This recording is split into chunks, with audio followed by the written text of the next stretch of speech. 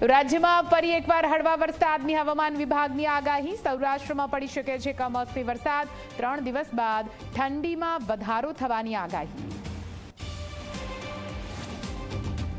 ખંભાતના કોંગ્રેસના ધારાસભ્ય ચિરાગ પટેલે આપ્યું રાજીનામું। હજુ વધુ કેટલાક ધારાસભ્યો કોંગ્રેસ છોડશે તેવો પણ કર્યો દાવો। કોંગ્રેસના ધારાસભ્યો તૂટવા મામલે કેબિનેટ મંત્રીએ કહ્યું, કોંગ્રેસમાં નેતૃત્વ જેવું નથી રહ્યું। ગુજરાતમાં કોરોના વાયરસની ફરીથી એન્ટ્રી। ગાંધીનગરમાં કોરોનાના નવા 2 કેસ નોંધાતા સેમ્પલ જીનોમ સિક્વન્સ માટે મોકલી આપવામાં આવ્યા। કેન્દ્રીય આરોગ્ય મંત્રી મનસુખ માંડવિયા આવતીકાલે રાજ્યોના આરોગ્ય મંત્રી સાથે કરશે વિડીયો કોન્ફરન્સ। ડુંગળીની નિકાસ પરનો પ્રતિબંધ હટાવવાની ખેડૂતોની માંગ યથાવત છે। ડુંગળીની સમાધિ બનાવી ધોરાજીમાં ખેડૂતોએ કર્યો વિરોધ।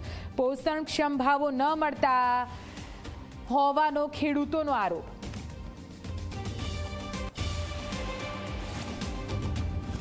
ખેડાના નડિયાદમાંથી વધુ એક નશાકારક કેમિકલ પાવડર બનાવતી ફેક્ટરી ઝડપાઈ છે।